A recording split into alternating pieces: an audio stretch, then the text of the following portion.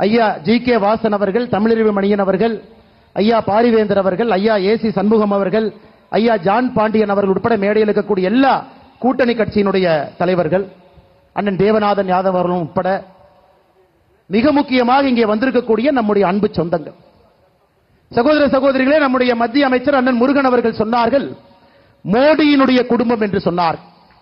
பீகார்ல லல்லு பிரசாத் யாதவ் சொல்றாரு மோடிக்கு குடும்பம் இல்லையாமா. அப்ப நாமெல்லாம் யாருங்க? லல்லு சொல்லுகின்றார் மோடி அவர்களுக்கு குடும்பம் இல்லை, தனி மனிதன் என்று சொல்லுகின்றார். 142 கோடி மக்கள் நாம் இருக்கும் பொழுது மோடி அவர்களுடைய குடும்பம் நாம தானுங்க. அதனால் நீங்கள் அனைவரும் உறக்க சொல்ல வேண்டும், மோடியின் குடும்பம் நாம் என்று சொல்ல வேண்டும். மோடியின் குடும்பம், மோடியின் குடும்பம், மோடியின் குடும்பம். ஐயா இவங்களுக்கு கண்ணு எப்படி தெரியுதுன்னா கோபாலபுரத்தினுடைய குடும்பம் மட்டும்தான் கண்ணுக்கு தெரியும். அந்த குடும்பத்திலே பிறந்து வளர்ந்து அவர்கள் நன்றாக இருக்க வேண்டும் என்று நினைக்கக்கூடிய திமுகவினுடைய குடும்பம்.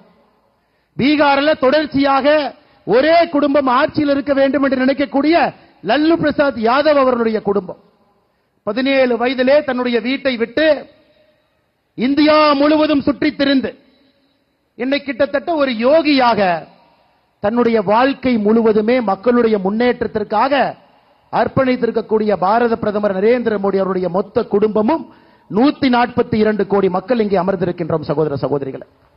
ஐயா அது மட்டும் இல்லைங்க, இந்த தேர்தலில் நாம் மோடி ஐயாவுடைய குடும்பம் என்று அவர்களோடு நிற்கும் பொழுது கோபாலபுரத்தினுடைய குடும்பத்தையும் திமுகவில் சிற்றரசர்கள் போல தமிழகம் முழுவதுமே வளர்ந்திருக்கக்கூடிய 4வது தலைமுறையாக அரசியல் இருக்கக்கூடிய எல்லா குடும்பத்தையும் அரசியல் இருந்து அகற்ற வேண்டிய நேரம் இது சகோதர சகோதரிகள். 2024 பாராளுமன்ற தேர்தல் ஒரு அற்புதமான வாய்ப்பு நமக்கு கொடுத்திருக்கிறது.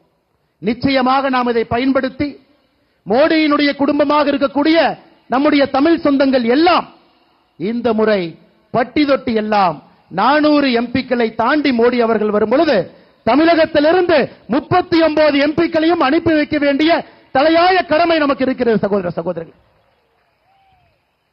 இன்னைக்கு மேடையில் மோடி ஐயா அவர்களுக்கு காஞ்சிபுரத்தினுடைய பட்டுல நெய்யப்பட்ட ஒரு சால்வையை போர்த்தணும். அந்த சால்வையில மோடி ஐயாவுக்காக சிறுத்தை புலியை அச்சிட்டு அந்த சால்வையை போர்த்தணும். நிறைய பேர் நினைக்கலாம் எதற்காக மோடி ஐயா அவர்களுக்கு மேடையில காஞ்சிபுரத்தினுடைய பட்டு சிறுத்தை அச்சிட்டு கொடுத்தீங்க. ஐயா நீங்க பார்த்திருப்பீங்க, மோடி ஐயா அவர்கள் மக்களுக்காக மட்டும் பாடுபடவில்லை, கோடிக்கணக்கான மக்களுக்கு மத்திய அரசினுடைய திட்டங்கள். இன்னொரு பக்கம் பார்த்தீங்கன்னா வாய் பேச முடியாத ஜீவன்களுக்கும் பாடுபட்டுக் கொண்டிருக்கின்றார். 2014 நாம் ஆட்சிக்கு வந்த பொழுது வெறும் 7910 சிறுத்தை புலி இருந்துச்சுங்க. இன்னைக்கு 75% உயர்ந்து 13874. அதற்கு நன்றி தெரிவிப்பதற்காக மோடி ஐயா அவர்களுக்கு நம்முடைய மண்ணிலே நெய்யப்பட்ட காஞ்சிபுரம் பட்டை போர்த்தி இருக்கின்றோம். இன்னைக்கு பாத்தீங்கன்னா இன்னொரு அன்பளிப்பு கொடுத்திருக்கிறாங்க. மோடி ஐயா சொல்றாங்க வோக்கல் ஃபார் லோக்கல். கிராமத்திலிருந்து வரக்கூடிய மக்கள், நகரத்திலிருந்து வரக்கூடிய மக்கள் உள்ளூர் பொருளை வாங்குங்க, ஆத்ம நிர்பார் பாரத், சுயசார்பு பாரதம் என்று சொல்லுகின்றார். நாம் இன்னைக்கு மோடி ஐயா அவர்களுக்காக பனைமர தொழிலாளர்கள் சகோதர சகோதரிகள் பயன்படுத்தக்கூடிய பனைமரத்தில் மேலே ஏறக்கூடிய பெட்டியிலிருந்து எல்லா உபகரண பொருளை மோடி ஐயா அவர்களுக்கு அன்பளிப்பாக கொடுத்திருக்கின்றோம். ஐயா நாம் புரிந்து கொள்ள வேண்டும், இந்திய அரசியலை அடிப்படையில் இருந்து மாற்றி இருக்கின்றார். ஒரு நேர்மையான அரசியலை இந்திய ஜனநாயகத்திலே கொடுக்க முடியும் என்று காட்டியிருக்கின்றார். நம் முன்னால் நின்று கொண்டிருக்கின்றார். ஐயா மோடி ஐயாவுடைய வெற்றியை பத்தி சந்தேகம் யாருக்கு இல்ல? யாருக்காச்சும் சந்தேகம் இருக்குங்களா? மோடி ஐயா 400 சீட்டை தாண்டுவாங்கன்னு எல்லாருக்கும் நம்பிக்கை இருக்குங்களா? உறுதியாக 400 எம்பியை தாண்ட போறாங்க.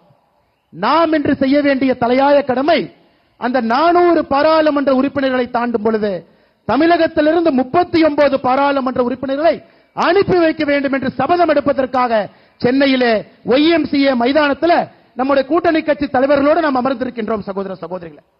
இன்னைக்கு தமிழகத்தில் நடக்கக்கூடிய திமுக ஆட்சியை பாஞ்சாலி சபதத்தில் மகாகவி சுப்பிரமணிய பாரதி சொல்லி இருக்கின்றான். பேய் அரசாண்டால் பிணம் தின்னும் சாத்திரங்கள் என்று சொல்லி இருக்கின்றார். ஒரு பேய் ஆட்சி செய்தால் அந்த நாடு எப்படி இருக்குமோ இன்னைக்கு தமிழகத்தில் திராவிட முன்னேற்ற கழகத்தினுடைய ஆட்சி ஒரு சாட்சி. கொள்ளக்காரனுக்கு மண்ணு கடத்துறவனுக்கு, சாராய விக்கிறவனுக்கு, கஞ்சா விக்கிறவனுக்கு இந்த நாட்டிலே முதல் மரியாதை. சாதாரண பொதுமக்களுக்கு மரியாதை இல்லைங்கய்யா. பேய் அரசாண்டால் பிணம் தின்னும் சாத்திரங்கள் என்று பாஞ்சாலி சபதத்திலே மகாகவி சுப்பிரமணிய பாரதி சொன்னது போல நடக்கக்கூடிய ஆட்சியை அகற்ற வேண்டிய நேரமும் காலமும் நமக்கு வந்துவிட்டது சகோதர சகோதரி. அதனால் பொறுமையாக மோடி ஐயாவுடைய பேச்சுக்காக காத்திருக்கக்கூடிய எல்லா சகோதர சகோதரிகளுக்கு ஒரே ஒரு சங்கல்பத்தை எடுத்து செல்வோம், ஒரு தவமாக வேலை செய்வோம். அடுத்த 60 நாட்கள் இந்திய அரசியல்ல மிக முக்கியமான 60 நாட்கள். காரணம், இன்னைக்கு எல்லாம் நாளைக்கு பத்தி யோசிச்சுட்டு இருக்காங்க. மோடி ஐயா நேத்து மந்திரி சபை கூட்டத்தில் அடுத்த 25 ஆண்டுகளுக்கான திட்டத்தை போட்டுவிட்டு வந்திருக்கின்றார். The politicians of today, they think about tomorrow morning. We have a Prime Minister, Honorable Narendra Modi ji, who has prepared the vision for the next 25 years. Next 25 years, he got a vision in his hand. He is not going to rest till India becomes the #1 country in the world. அப்படிப்பட்ட அற்புதமான தலைவனை பெற்றிருக்கின்றோம். 25 ஆண்டுகளுக்கான திட்டத்தை கையிலே வைத்திருக்கின்றார். அதற்கான அடித்தளத்தை 2024 அமைப்பதற்கு தயாராக இருக்கின்றார். அதனால் மோடியோடு நிற்போம்.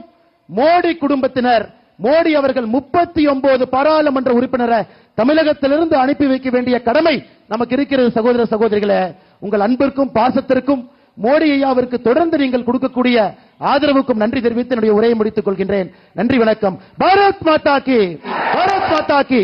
நம்முடைய குடும்பம், நம்முடைய குடும்பம், நம்முடைய குடும்பம். செய்திகளை உடனுக்குடனும் துல்லியமாகவும் தெரிந்து கொள்ள சப்ஸ்கிரைப் பண்ணுங்க.